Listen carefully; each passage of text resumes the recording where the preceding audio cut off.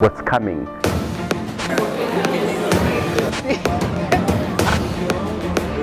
L'Organisation internationale de la francophonie, en abrégé l'OIF, a un fonds d'aide à la production. Comment ça marche? Quels sont les critères pour être financé? Éléments de réponse avec Pierre Barrault.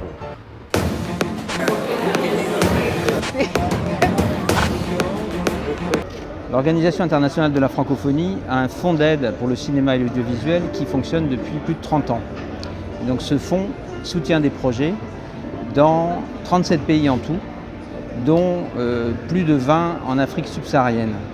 Et c'est pour ces 20 pays d'Afrique subsaharienne francophones, depuis 2 ans, on a aussi la possibilité d'ajouter au fonds propre de l'OIF des financements européens, qui sont qui viennent des financements pour le cinéma et pour l'audiovisuel, qui avant étaient gérés directement par l'Union européenne ou par l'Organisation des États ACP, et qui maintenant sont confiés à des fonds d'aide qui connaissent mieux les professionnels et qui donc gèrent ces fonds directement avec plusieurs appels à projets par an, au lieu d'un auparavant. Et donc l'OIF, depuis 2020, peut doubler, voire tripler dans certains cas, jusqu'à tripler les montants qu'elle accorde à des séries ou à des films africains grâce à ces financements européens. Et la condition en fait pour accéder à ces plus gros financements, c'est la coproduction. C'est-à-dire que les projets doivent être faits non pas par un producteur seul dans son pays, enfin d'un seul pays, mais par des associations de producteurs, donc des coproductions, où on a au moins 2 pays africains qui se mettent ensemble sur un même projet, pour lui donner plus de chance, plus de qualité, plus d'ambition. Et donc les projets doivent être montés en fait avec un producteur et 2 coproducteurs, dont au moins un coproducteur du Sud. Il faut qu'il y ait une coproduction Sud-Sud. Il peut aussi y avoir une coproduction avec l'Europe ou avec l'Amérique du Nord, mais il faut qu'il y ait au moins 2 pays africains ensemble, ou bien un pays africain, un pays des Caraïbes, pour que ces financements européens puissent être déclenchés.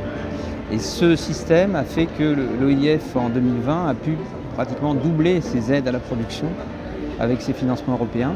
Et on ne mène pas ce programme tout seul, on le mène aussi en partenariat avec le FONSIC, qui est le Fonds d'aide de Côte d'Ivoire, qui lui aussi reçoit des fonds européens via l'OIF et qui a pu, pendant les années 2020 et 2021, tripler les montants accordés à des projets non seulement ivoiriens, mais des projets où la Côte d'Ivoire est coproductrice.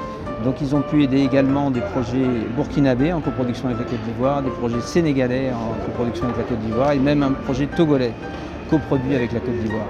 Là, ce film-là, on peut directement, avec ou sans financement supplémentaire européen, on peut directement l'aider. On a déjà fait ça.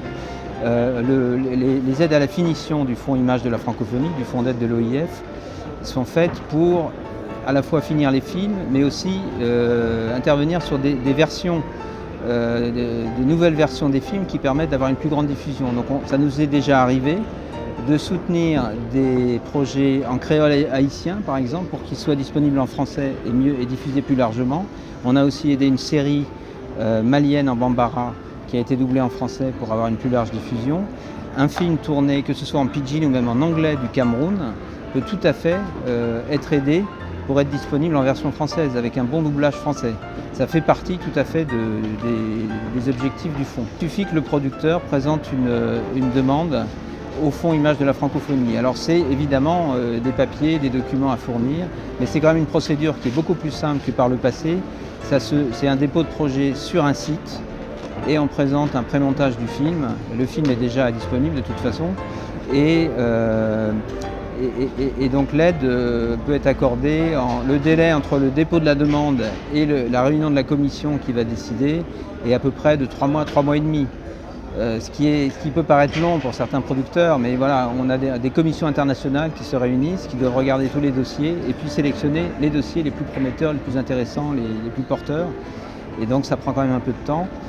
Mais 3 mois et demi, c'est pas énorme, puisque par exemple, à l'époque où les aides européennes étaient accordées directement, il fallait attendre pratiquement 1 an pour obtenir une réponse.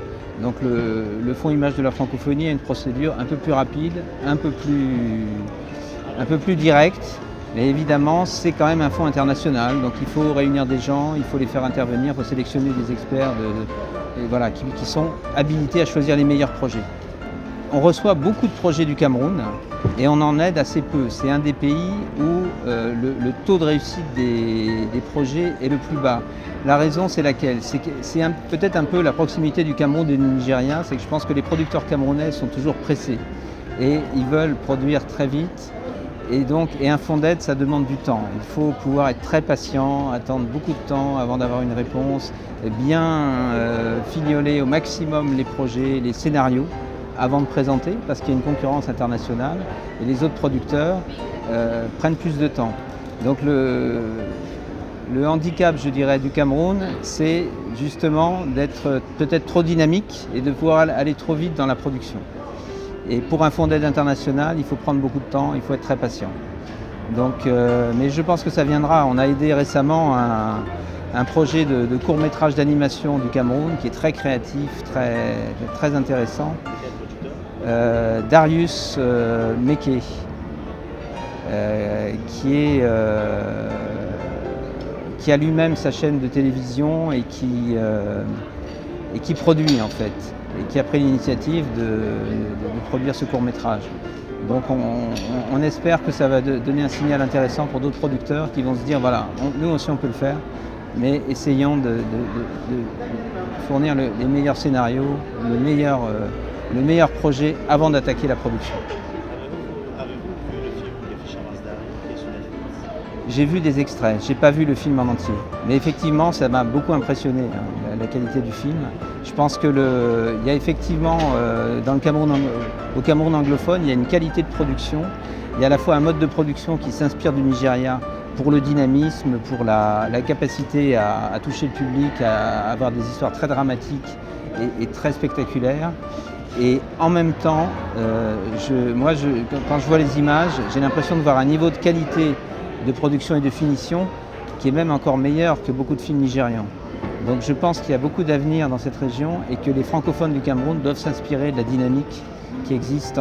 Et en plus, les Camerounais anglophones sont capables de produire avec des coûts de production beaucoup plus bas que les francophones. Donc ils ont cet atout-là, ils ont été habitués à ne pas dépendre d'aide extérieure. Donc s'ils ont un coup de pouce extérieur, je pense qu'ils peuvent arriver à une qualité et à des productions de niveau international, comme ça s'est déjà fait sans soutien extérieur pour The Fisherman's Diary. Et puis ils ont cette connexion aussi avec le Nigeria qui est vraiment un atout très intéressant. Nous on a un premier exemple, on a commencé à soutenir une première production qui est une coproduction Nigeria-pays francophone. Donc on va soutenir un long métrage qui est co-réalisé par un Nigérian et par Apolline Traoré, la réalisatrice burkinabé, et qui va être tournée à Abidjan.